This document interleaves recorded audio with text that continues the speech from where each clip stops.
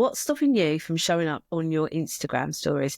It could be your imposter syndrome or your doubt telling you, what are they going to think of me if I talk on my stories? What is Mandy from primary school going to think? She's going to think, who the hell does she think she is, or he?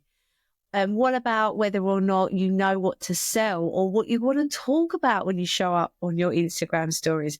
In today's episode of No Rest for the Vivid podcast, I am going to be giving you 3 very easy tips to help you to show up with loads more confidence on your Instagram stories. So not only do you actually want to show up, you feel motivated to, but also that you're showing up with clarity, you know what you want to talk about, and you're going to do it consistently. So it's not going to be a situation where there's been weeks gone past where you haven't shown up. Settle down, babe. Go and get a pen and paper and make some notes, and also check you've subscribed and followed. All right?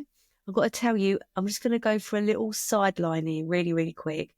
This is the second time I've recorded this episode, and I literally have taken my contact lenses out, and because it's dark, I have to have a spotlight. So I'm struggling to see. I had to write out my thing. Though, to be fair, I could just put my glasses on, couldn't I? When, oh my God, that's so good. But you can't see, then you can see. Anyway, right. I'm going to try. It's going to be fine. But you know what? This is going to be the best episode you ever had because it's the second time I've recorded it. All of these things happen. You know what I did? Checked that the microphone was in place, pressed the mute button by accident. We all do it. How many episodes? This is episode 303, God's sake. But anyway, let's get on to these 3 easy tips to get you showing up on your Instagram stories. So, number 1, I want you to look straight into the camera, and I mean it like straight into the camera. All your eyes into the camera. Do not look at yourself. Do not use a filter. This is about your dream buyer. It's nothing to do with you, right? They want to get to know you. And when you are showing up and you are communicating with your dream buyer basically falls in love with you a little bit and thinks, I want to be their friend. They seem really cool. What do they do for a living? Oh, let me send some sales their way. I really like her energy. I really like her vibe. I really like how he shows up. I can tell he's got a good heart. It's all about them. And by looking directly into the camera, you are going to be able to connect with them properly because your eyes are looking into their eyes, because they will look directly into your eyes.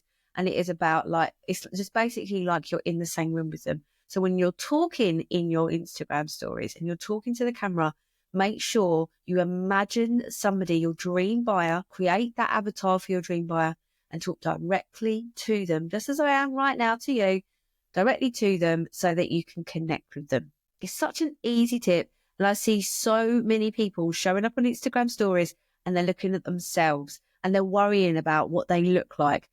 It doesn't matter, babe. It doesn't matter. Just look straight into that camera so you connect with your dream buyers.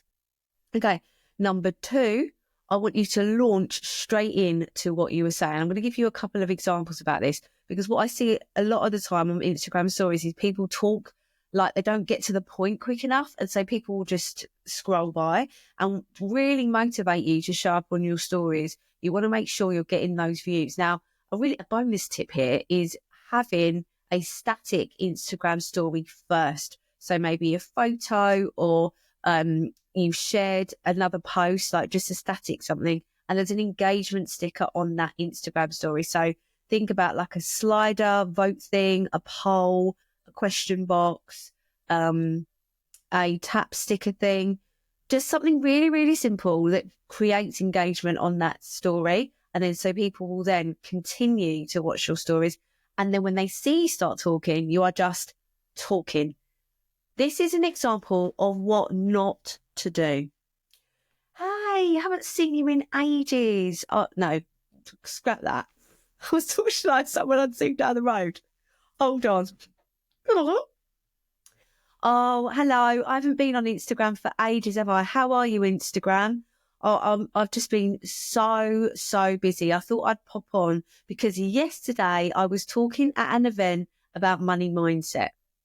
Blah, blah, blah, blah. Okay. That's what not to do. This is what to do. I was at an event last night talking about money mindset. Went straight in. People want to know, what were you talking about money mindset at an event for? Well, it was pretty epic, actually. It was a fantastic networking event. And I might get some more interest in the rest of that story. But if I've gone, oh, I'm sorry I haven't showed up Instagram, and also talking to the general public, just talk to you. Like, say, I was at a networking event talking about money mindset. Have you ever explored your money mindset before? Because I'm talking directly to my dream buyer, aren't I? All right? So start straight in. Go straight in with that story. Do not waffle on. No one cares. No one gives a shit. They've got stuff to do.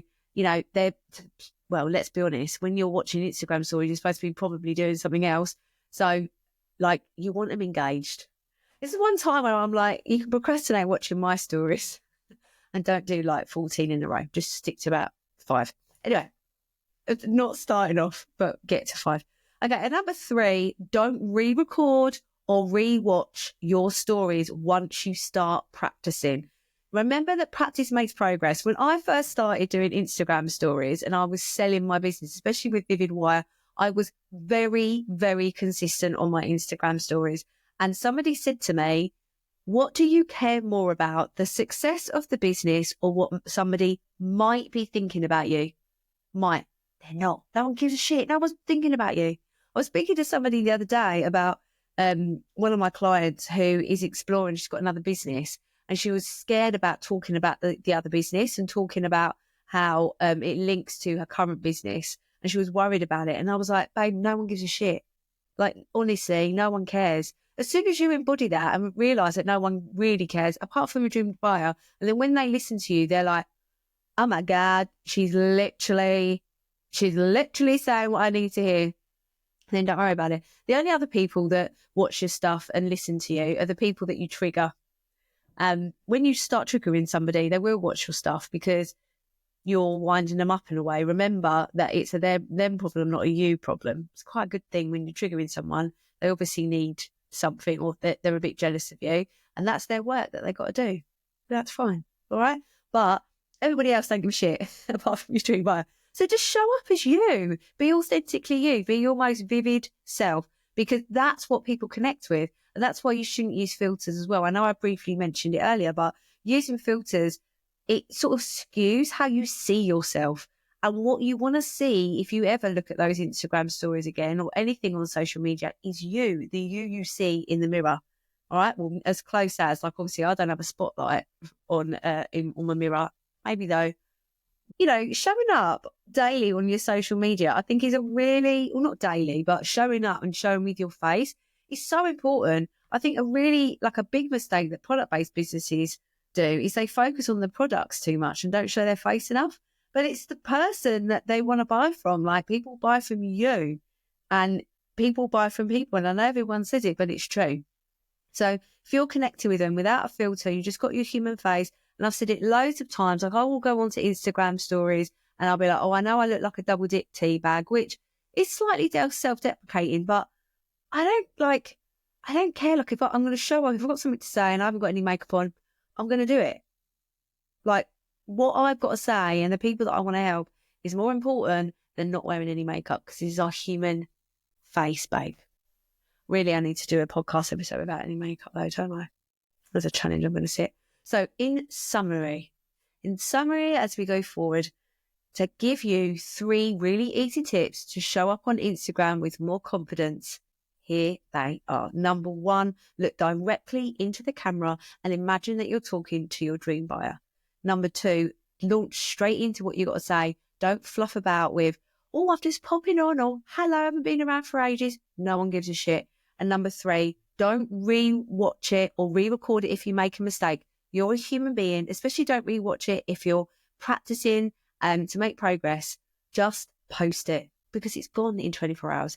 Unless you get to the point where some of your stories become really good content and then you can download and re-watch them. All right, go and check that you are subscribed and follow, and I'll be back next week as usual. All right, my love.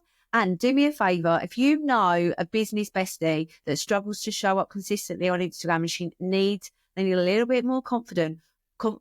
Let me say that again. They need a little bit more confidence.